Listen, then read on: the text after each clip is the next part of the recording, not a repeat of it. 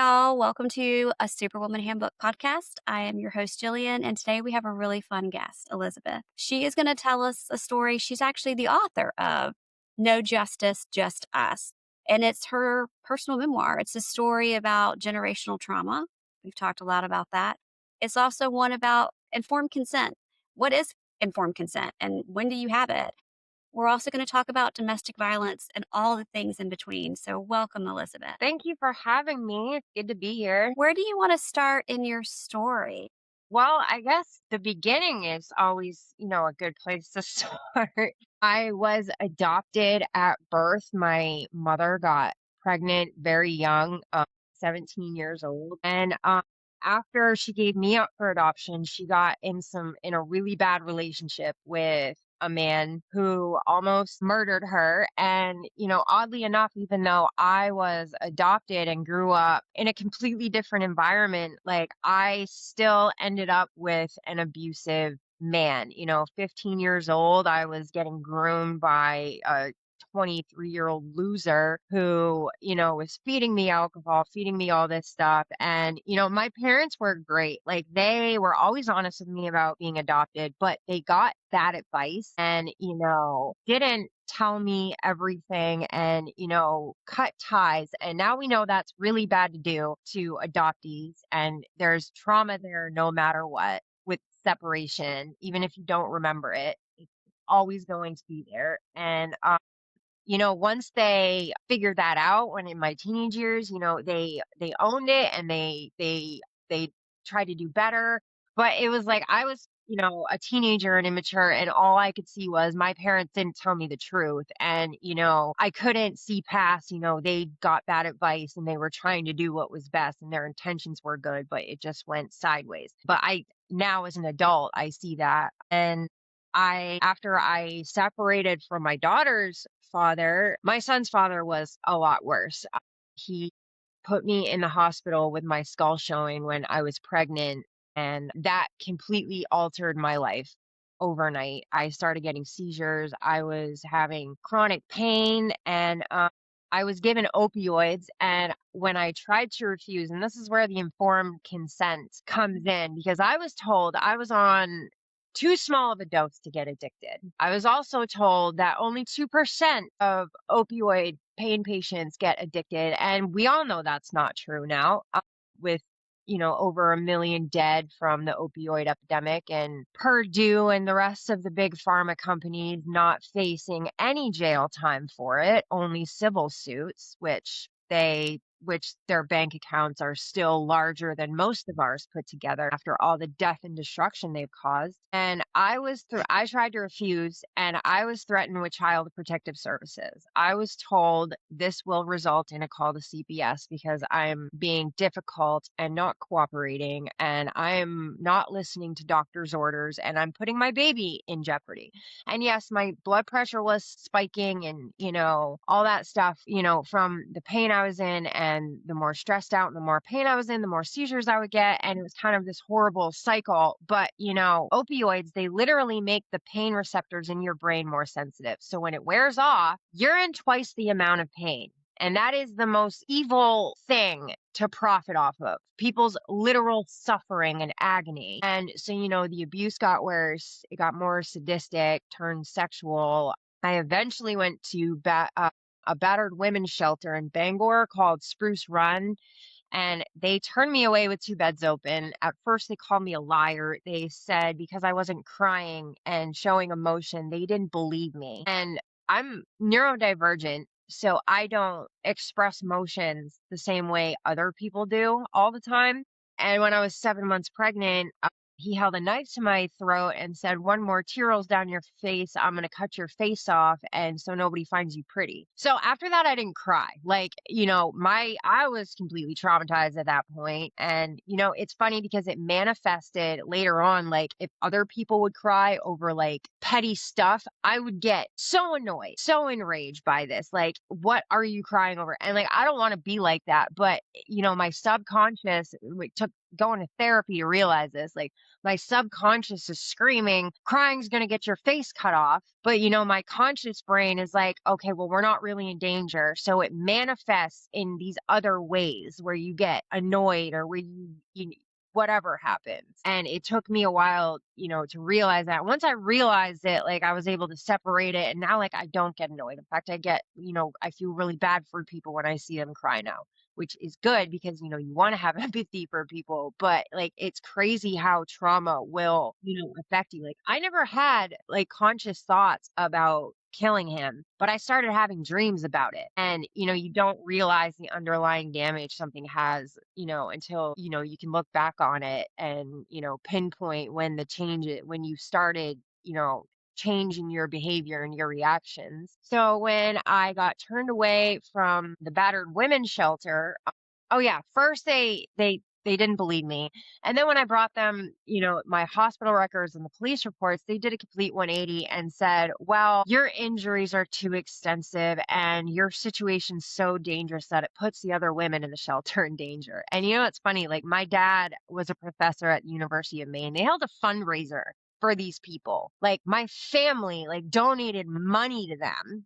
And then they turned me away when I was, like, in need of it. And they were called Spruce Run at the time. Now they're Partners for Peace. And, this is a problem with domestic violence shelters. Like, if you're not the perfect victim, or, if you don't fit their criteria, they're not going to help you. And that's disgusting to me. Like, you get money to help women in crisis and you don't do it. Like, you just don't do it. And it was drug dealers that helped me and, gave me places to hide, protected me, gave me work because I could no longer work from that head injury. I couldn't hold a job. I would constantly miss work from the pain or the seizures, or, I'd have a seizure at work and then they'd be like, "You're a liability. You got to go." And that was basically my life. I couldn't drive anymore either because I was going deaf and blind for months at a time. Like, when I say this drastically changed my life overnight, like, I mean, people don't understand what it's like to be perfectly fine one day and then have this accident or traumatic event happen, and the things you used to be able to do, you can't do them anymore. It's horrible. And 2011, I got involved with these dealers. There was a new substance out called bath salts, and I was one of the first people to go to prison over the analog substance law, so the year 2000, an Israeli chemist, they called him Dr. Z, discovered that if you just tweak these substances a little bit, they're a whole new substance. So they don't show up on street tests, so you can't go to jail for them. His original intent was to raise people's consciousness without the criminality and without them going to jail first. Now, his intentions were good.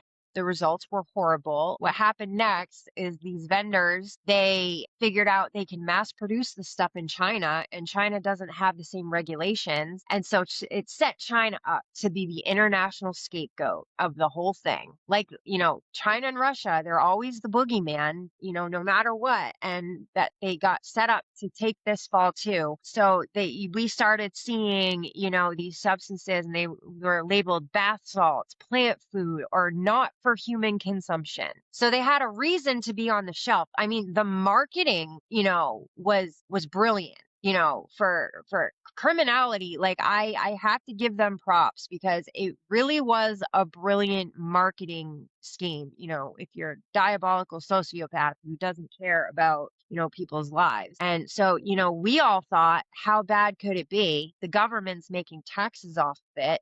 There's no way they would let, substances more dangerous than, crack, cocaine, heroin, ecstasy. There's no way our government would be making tax money off of these substances that are more addictive than heroin. No way they would do that. Of course they would. Of course they would. And they let us be the scapegoat.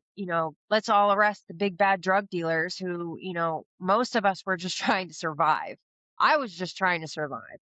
I never wanted to be a drug dealer. I was in college and everything else, and I had to drop out because of the situation I was in and everything else. Most of the drug dealers I knew, they weren't, big ballers or anything. They were just trying to pay their bills. Like, and I can't tell you how many moms I was in jail with who got caught selling their prescription. And, how many women and are addicts it doesn't just have to be women, but in my case, I was too scared to go ask for help in my domestic violence situation because I watched so many women get their kids taken, if they reported abuse. And the same thing with addicts. If you go into the doctor and say, "Hey, I'm sorry, I feel like I'm getting addicted to this prescription that you prescribed me. Please help me." Now you're going to get DHS involved. Now they're going to do an investigation. Now you're considered dangerous for that child. Even if all of their needs are met and you're taking perfect care of them, well, the fact that you're an addict, and that was another thing. The year after bath salts, exploded in our community, Child Protective Services, the children that went into the foster care system went up 13%. And when in court, when I made my apology, that was the only thing I apologized for. I'm not going to apologize to this corrupt system who profits off of American suffering. Like, I never once called the judge your honor because there's no honor in this system. I called him sir. And, I was genuinely sorry for that. Like, once I realized that all these people I knew were losing their kids because of a substance I was selling them, that's what I felt bad about. And that no amount of street, glory or whatever is ever going to make me feel good about that. And so that's what I said. I was like, I knew a whole bunch of people who lost their kids to the state because of what I was selling them. And that's what I felt bad about. And that is, what I will own. I'm not, you have all these other people at the top who are never going to get indictments and they're never going to own anything. They're going to blame people like me, who got addicted to, their prescription or whatever. And so, yeah, I went to prison for 3 years. Yeah, it was absolutely eye-opening. I mean, I met women who were sterilized against their will. They weren't white like me. I mean, once I read the paperwork, I'm realizing I would have gotten a lot more time in prison had I been a Black woman, had I been a Spanish woman. Like, this country is not kind to people who aren't white. And that was a really hard thing, I came to realize in there because, I thought racism and, the whole systemic issues were behind us in America and it was freedom and justice for all. And then, you go and you see it for yourself and how bad it really is. And yeah, it was definitely an eye opener. Go to the part in your story where you kind of, it sounds like you heard through the grapevine that you'd already been to jail one time and now you're going on a state level. And now you kind of hear through the grapevine that you're going to go for the exact same thing Yeah. on a federal Exactly. level. And you kind of take off. Tell us Yeah. about that, what that felt like. Yeah, the indictments dropped. Well, the cops showed up to where the fed showed up to where me and one of my co-defendants were. She was in the top apartment and I was in the bottom apartment. And they knew we were in the same building. They just didn't know which apartments we were in, so they couldn't get a warrant. And they were knocking on doors asking about us, showing our mugshots. And the people we were with were like, "Nope, haven't seen them. Sorry." And then that night, the newspaper put out the article about the bath salt raid, and we saw the mugshots of all the people we used to run with, and we're going, "Oh my God, we're totally screwed." And the newspaper even said it's not double jeopardy because it's a different institution charging them. Well, it should be double jeopardy because it was literally the same paperwork, plus some, the feds added, made it conspiracy, and that's another thing. They love to discredit civilians, say you're a conspiracy theorist, this, that, and the third, when, people are bringing up topics they don't want to be accountable for. But they love to, incarcerate citizens and us peasants over conspiracy. And it is the most loosely worded law, and you can apply it to anything. And as long as 3 people said you did it, you're screwed. It's very much hearsay. And this is the problem with ghost weight in this country. Ghost weight is the drug weight you're held accountable for, but there's no evidence. So say some snitch says, "Elizabeth sold me an ounce every week for 3 months." I am getting charged with 1 ounce every week for 3 months, whether they can prove it or not. There's no tangible proof for this. And this is the problem with the conspiracy laws. We have hundreds of thousands of people in prison right now sitting on ghost weight that they never got caught with. They can't, they're going on the word of a scared snitch who is being blackmailed by the government with years of their lives. And, and this is what makes me so angry. Like, I am over the street mentality of, whether you're a snitch or not. But if you're going out there and your purpose is to go up to people who are in recovery and try to get them to sell you drugs just so you can get, an extra sticker with the Bureau. You are a next level piece of shit. You are messing with people's mental health and their sobriety, which they have fought their ass off for. And now they're working a minimum wage job just trying to stay out of prison. And you want to go in with that nonsense. That should be a charge. Like, you're like, people who like offer people drugs who are in recovery, like, you should get attempted murder as far as I'm concerned. There are too many people who are dead. And if you know somebody's in recovery and you offer them substances, like, I'm sorry, you deserve to go to prison. That's terrible.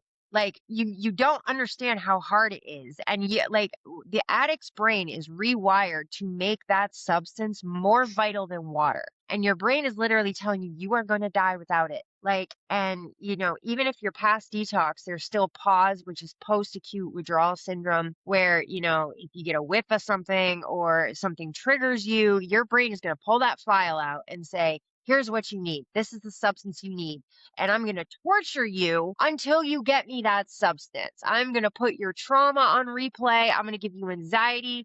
I am going to make it so you can't sleep. Like, people don't understand how hard it is to get through that. And people who've never experienced addiction go, well, why can't you just stop? Believe me, I'd love to. And I'm 8 years out of prison, clean and sober. But, I've had to go back on Suboxone, off of it. Like, I've gone off and on it plenty of times. And, sometimes that's just the way, it has to be. They don't want to give Americans Ibogaine because then the pharmacy companies are going to lose billions of dollars. Ibogaine resets the addict's brain to the way it was before they were an addict. And, Sweden's having, great success with it. They're never going to allow it over here because big pharma is making too much money off of methadone and Suboxone. And, Suboxone and methadone, they're really bad for you. I mean, methadone eats away at your bones. I mean, Suboxone's not good for your heart. Like, it's really bad. These are really bad substances, and they are keeping people clean and they are saving lives, and they should be destigmatized. Absolutely. I am so sick of people saying you're not sober if you're on that. Well, yes, you are. According to the government, you are. As long as they're getting their money, you're sober. And I agree that you're not physically sober. If you stop taking it, you're going to go into withdrawal. But regardless, it's saving lives. We have lost too many people to the opioid epidemic. I mean, millennials, my generation, has been decimated. I mean, half the people that were born in 1986 are no longer here because of drugs. I mean, that's crazy. And then, you have all the abuse going on in prison. Like, they call it rehabilitation and they're just traumatizing people. You talked about one of your friends that you met in prison had a vision that she was going to die when she got out, and then she did. Yeah, Can you tell? my friend, yeah, my Scarlett, I believe. I changed everybody's name in the book. I know. I was hesitant to say the name because I was like, I No, don't no, know if that's okay. that's her name. We're not allowed to say her name. Yeah, I totally changed everybody's name. She we were walking and I knew she was gonna get back out and use. And I was like, "Just don't die. Like, just be there when I get out. Like, you're one of like this girl hid me out when I had people looking for me, and she was my friend. She could have sold me out and gotten paid off for it, and she didn't. She like held me down. She was my friend. And she was a working girl. She'd give me all of her John's information before she'd go meet a new John, just to make sure in case something happened to her, like, I had something to work with to find her. And we go in for lockdown and then we come back out and we're walking off. She's like, Rabbit, I can't get that out of my head. Like, what you said, like, just don't die, just don't die. And well, she got out and she overdosed, and she had made this huge plan to go to her mother's for Christmas and, start over. And I don't know what happened between, leaving the jail and getting to her mother's, but she never made it. And they found her overdosed. And that was on Christmas as well. I had a lot of rough Christmases in jail, and it wasn't just being in jail. Like, that whole chapter, White Christmas. That was a rough one. There was a little girl, juvenile, who they brought from Long Creek who was being raped by high ranking officers. And because predators flock to these institutions for employment because they know they get their pick of victim and it's our word against theirs. And we are already discredited just for being inmates. And that doesn't even include the mental health issues they're going to discredit us with and everything else. But yeah, she got raped. They told her she was going back to that institution where she got raped at on Christmas just to mess with her. And then she flipped out, went to solitary, and tried to slit her throat that night in solitary confinement. And it came over the radio what code white. And I didn't know what a code white was at the time. And it meant like unresponsive. And yeah, she lived, luckily. And last I heard, she's doing really well now. But yeah, that was a great time. The other person that you talked about it sounded like she was an older lady who had somehow kind of gotten pulled into the drug world to save her son or help her son. Yeah. If you needed to talk about her. So she was from out of state, I think New York or Boston or something, and her son got in over his head with these city dealers where if he didn't come up with the money, they were going to kill him. She had already lost one son to gun violence and street violence. And so when he said that to her, of course she was like, of course we're going to get you the money. Like so she started selling just to, make up her kids, drug bill basically, so he wouldn't get killed. And she ended up getting caught up in the system. And of course, the judge didn't even like take pity on her for that. It's like she already lost one child. She was already traumatized. And, now she made a mistake. She worked her whole life doing the right thing and she made this one mistake. And I wouldn't say they smoked her for it, but she got more time than she was expecting. And that was hard to watch. That is because we think of, and you mentioned it earlier, the criminal system, we are taught to believe it's to rehabilitate people. It's to do good things and be used in a smart way. If you have a weapon, let's say of locking someone up, if you have that weapon, you should use it responsibly. You should use it with the best interest of that person at heart. And as I read through your book, it just each story that came through or made me believe that fairy tale less and less, that these institutions don't exist as a way to help people. They exist for other reasons. No, they exist to profit.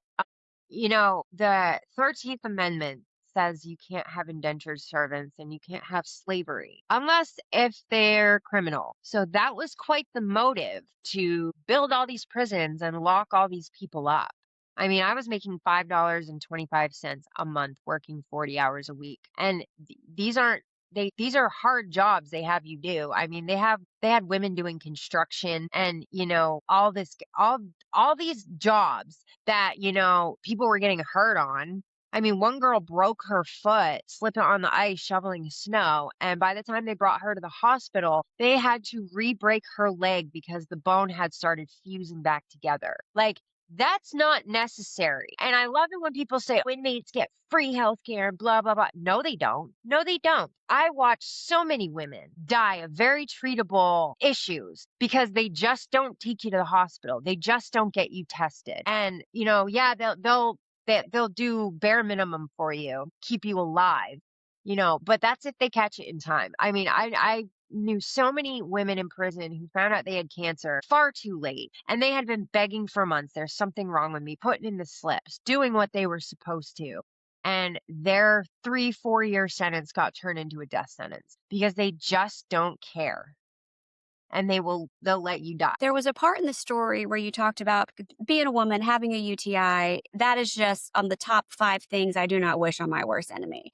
And anytime I travel, I have this fear I'm going to get a UTI while I'm out of town because you need relief instantly. It's not me, at least for me, it just hits my brain every 2 seconds. You got to pee, you got to pee, you got to pee. And so you talked about, I believe you refused medication at one point because you didn't want to get a UTI. What was that like? It was a yeast infection. Whenever I take antibiotics, on the outside, they give me the pill to stop me from getting a yeast infection. Well, in jail, that's not an option. And there was a nurse who we called her the stupid one because she'd give people the wrong meds and, ask all kinds of dumb questions. Well, one girl had a yeast infection, goes down to get treated, and she goes, "All right, you have to give me the applicator." She goes, "You have to use the same one from yesterday." She goes, "I threw that away like I'm supposed to." Like, she told her to fish it out of the trash and use Purell. Now, mind you, the nurse got fired over this because the head nurse was awesome, and she was mean sometimes and, had a short fuse. But when it came to our health care, she did not play games, and she made sure that we always got the care we needed. And I had a bad tooth. And so I started refusing my antibiotic. I was like, "I'm not getting a yeast infection with that going on. Are you crazy?" And she's like, "Well," she called me down. She's like, "Why aren't you taking your meds?" I was like, "Because you have nurses telling people to fish applicators out of the trash and use Purell." And she's like, "Yep." And she got fired immediately. She's like, "I do not want your tooth to turn into something else. Can we please try again?" She's like, "I promise if anything like this happens, you address that request to me and I will handle it." Now is very rare. Like, a medical personnel in prison like that is very rare. Like, other places would have kept that nurse and nothing would have happened to her. I mean, Alderson, it was HSU for the health unit. We called it HS kill you. Like, they made mistakes all the time. And it's like, well, I made a mistake and I got put in prison for it. You guys just keep getting to do whatever the hell you want. And like, the sociopathic doctors who got malpractice suits and, lost their licenses, they're still allowed to practice in prison. So that's where a lot of them go, and they have a chip on their shoulder and they take it out on the inmate, and it's horrible. I want to switch gears a little bit. You mentioned your jobs in prison, and I see the artwork behind you. Yeah. Tell us a little bit about that. So I painted murals at a few of the facilities I was at. Actually, that was one of the highest paying jobs in jail. I got like $64 a month for it. That's like big balling in there. Yeah, because they upped the prices of everything. So like my other job at Alderson, I was only making $5.25. That was not even enough to buy a box of tampons. So we would make our own and risk infection doing so.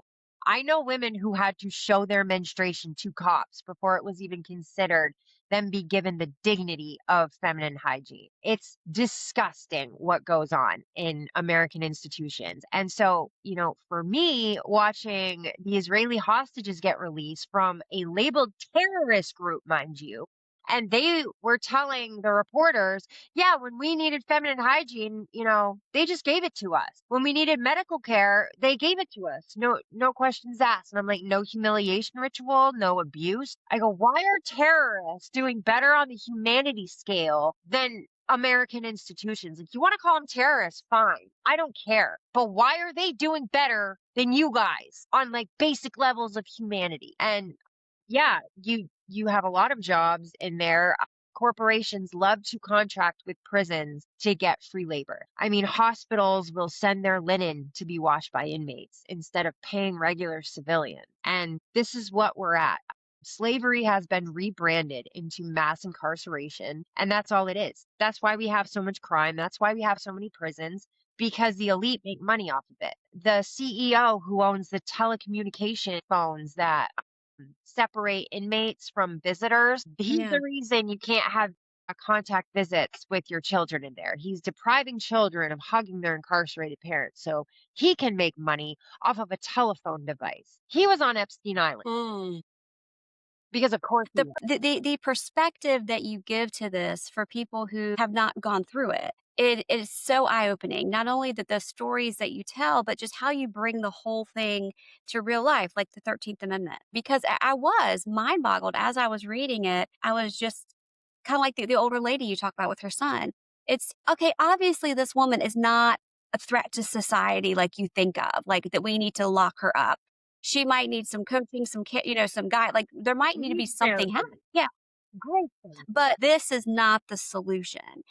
And so kind of how you articulate it helps to just bring, I hate to say clarity, but some clarity to that situation. Now, when you were doing the murals, you met somebody or you saw somebody, and I liked reading about that story. Yeah, I'm still with him today, actually. Wanted to ask that question, but I was like, how can I ask it in the most roundabout?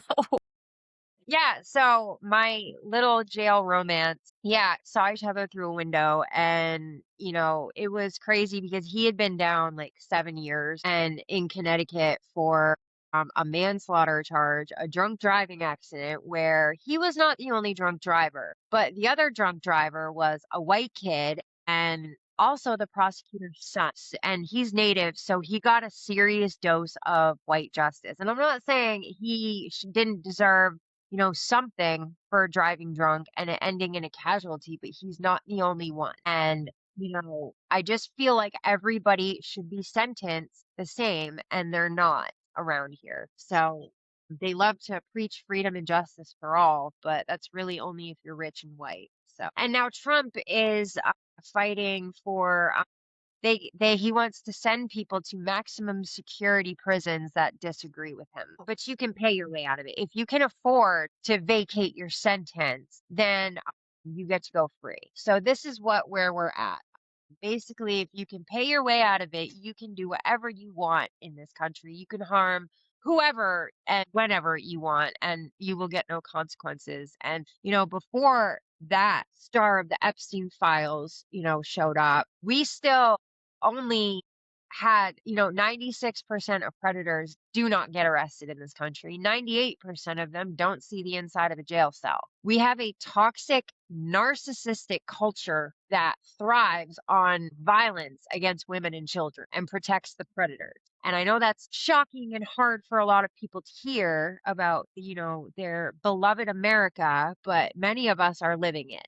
So, Speaking of kind of living, I think in your book, you even said the American nightmare. yeah, And one point, okay, because I had logged that in and I was like, I don't want to misquote her, but I'm pretty sure she said that. yes, So kind I of do with it that, all the time. Living the you American talked a dream, little. living the American dream one nightmare at a time.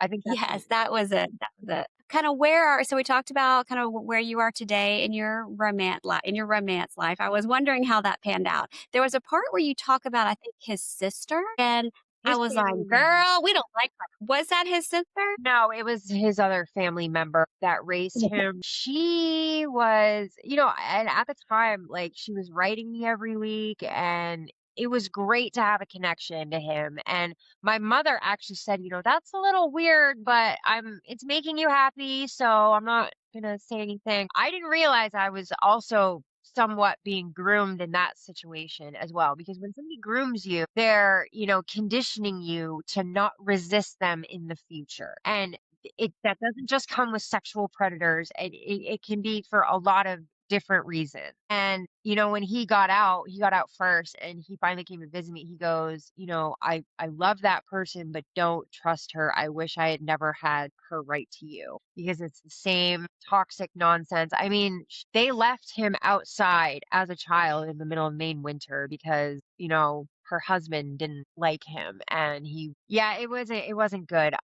He literally broke into cabins just to try and stay warm. Like she took his jacket from him, like let him sleep outside, she was just very like abusive to him. And then I saw that once I got out and, things came to light and yeah, it was difficult, but yeah. When I was reading that, I wish I'd had like popcorn to throw at you. I was like, "Girl, no, no, we don't like her. Stop, no." Like as I was reading it, so I was curious to hear how that had panned out in kind of the grand scheme of everything, He's got no and then kind contact. of He's got no contact with all of them and he's a lot better for it. So I love that. So the kind of last question I had, and then I'll give you the last word. What you want to share? What are you doing now, and what do you see yourself doing in the future? so I work with state reps. Currently, I'm helping Matt Gromlick unseat Mike Johnson. If you guys haven't checked him out, he's amazing. He grew up in a military family. He's a teacher. Like, I believe in this man so much, and I rarely believe in politicians at this point.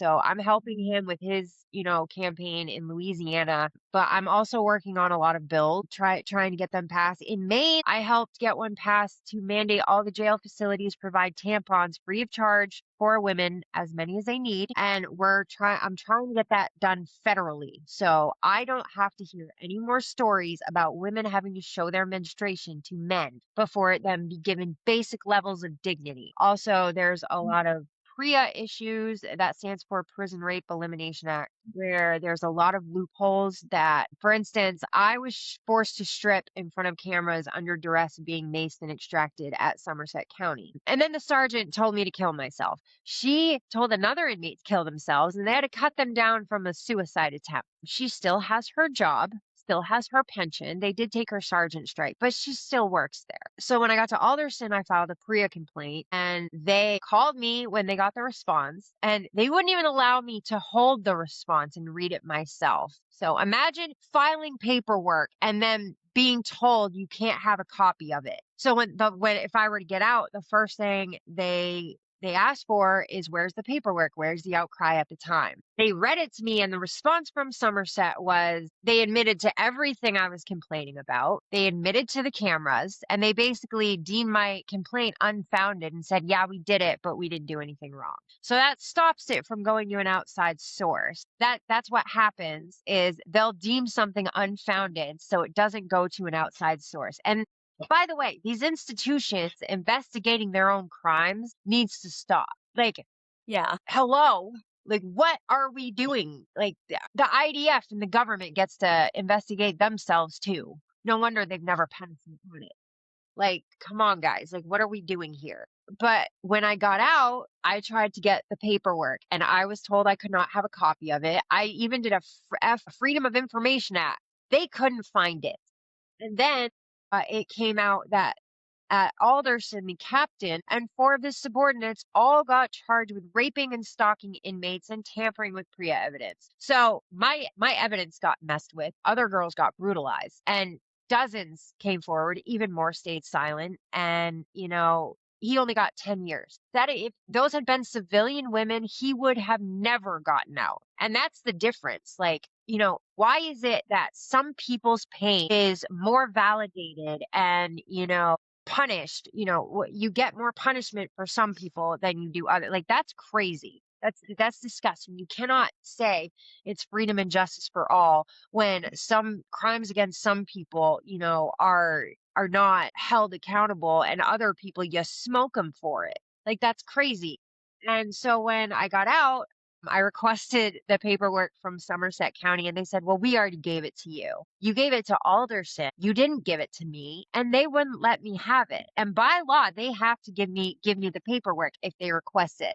However, there's no consequence if they don't. And that's the problem. And this is the Epstein survivors had a similar issue where the federal government said, yes, your rights were violated and you did not get justice in this situation, and it was at fault of the government. However, there's no remedy. What do you mean there's no remedy? So you have this bill on the table that does absolutely nothing. And, it's just like that. Like, by law, they have to give you the paperwork. There's just no consequence if they don't. And, this created other problems too, because I was trying to get my medical records from them, and they wouldn't let me have those either. So I had this gap in my medical history, and I was on main care. Well, main care didn't want to pay for a new medication for my mental health without proving that I had been on all these other medications that had put me in psychosis and put me in danger. So, and because I've refused medications before and been quote unquote difficult when they put me in psychosis, they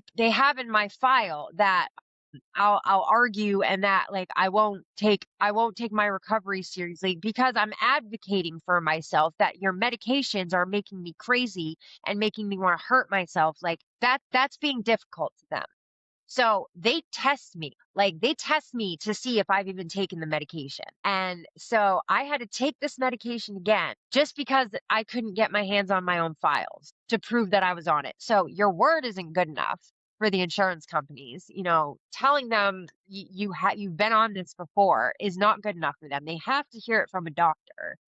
And, there's so much we need to change and fix. And it's all done by design so that a few people at the top can prosper and laugh at us while we suffer. You had a quote in your book that I really liked. You said something, all right, I jotted down, cowards don't fight fair.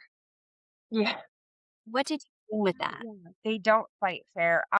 Like, we call them cell warriors. They'll run their mouth from behind a locked door and act really tough. And yeah, those are the people that will lie about you to police and put you in jail because they're jealous of you and they don't want to see you succeed, and or call the state. Yeah, cowards never fight fair. They can't say it to your face, so they'll do something else horrible to you. And when it comes to prison and like those circles, like it's amazing what can happen to you just because somebody lied. If somebody tells on you for something you didn't do and you go to prison and you get murdered or you get raped, that's on the person that lied about you. Like that's their bad karma as far as I'm concerned. You knowingly lied about somebody and you put them in a position where that can happen to them and where it's likely to happen to them. That's on you. 100%. Now, tell our listeners where they can find your book, where they can follow you online, how they can support you with your next chapter. So, part two will be coming out, by the way. So, the book starts with me going on the run and then it ends with me getting sentenced. And part two is me in prison and, my recovery and all that stuff. You can follow me on Instagram, TikTok.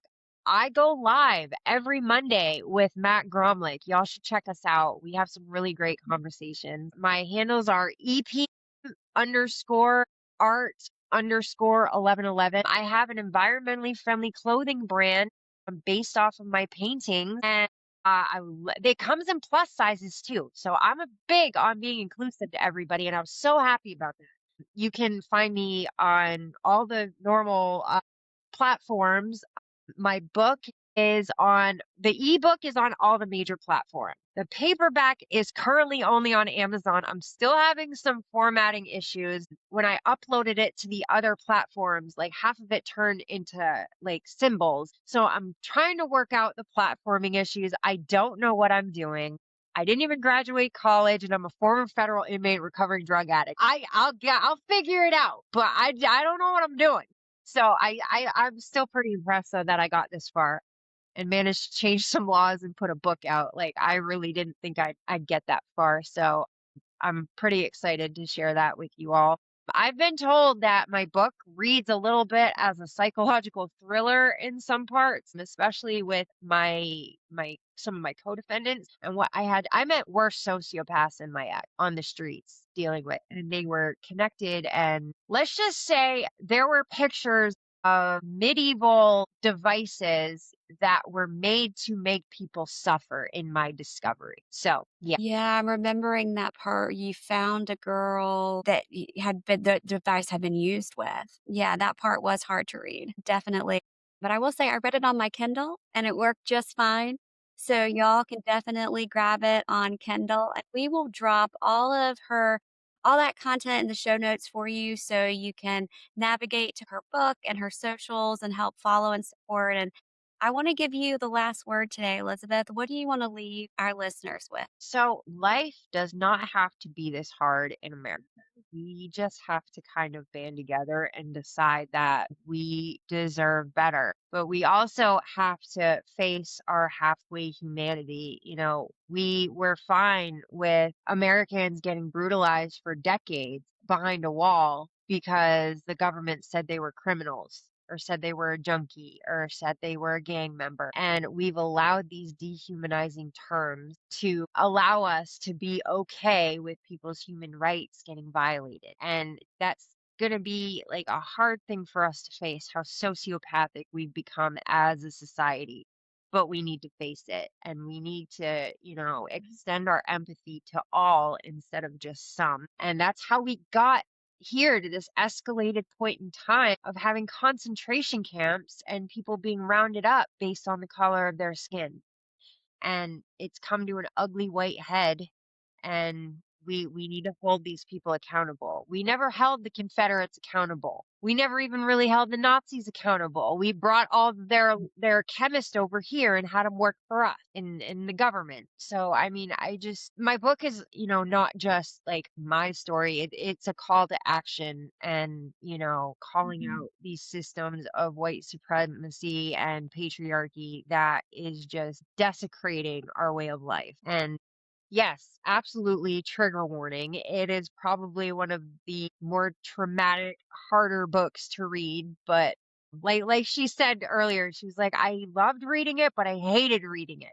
I felt that way too as I was writing it, and editing was even worse for me. Like I to sit down and comb through it all, that was really hard for me, but I finally managed to get it done. So I'm excited to share it with you all and, spread the word. And if anybody wants to collab, I am open for, art, speaking event, activism, recovery stuff. Once I had to face my trauma before I could deal with my addiction. And so, like, if you have any questions about your own recovery, if you have someone struggling, I will help you. Just message me. I don't want to see any more people die because big pharma wants to profit. Hey, thank you so much for coming and talking with us today. I applaud you for writing your book because it is eye opening no matter where you are in the process, whether you've been to jail or you haven't, or you're black or you're white, wherever you are in the process of life. It it applies to everyone. And I just love how completely transparent, vulnerable you were.